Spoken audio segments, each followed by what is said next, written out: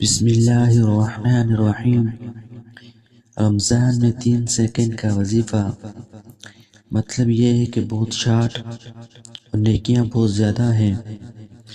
ये पढ़ना है ला इलाहा इल्लल्लाह वहदहु ला शरीका लहू अहदन समदन लम यलिद वलम यूलद वलम यकुल लहू कुफुवन अहद। रसूलुल्लाह सल्लल्लाहु अलैहि वसल्लम ने फरमाया, जो शख्स इन कलमात को पढ़ेगा तो अल्लाह ताला उसके लिए 20 लाख नेकियां लिखेगा।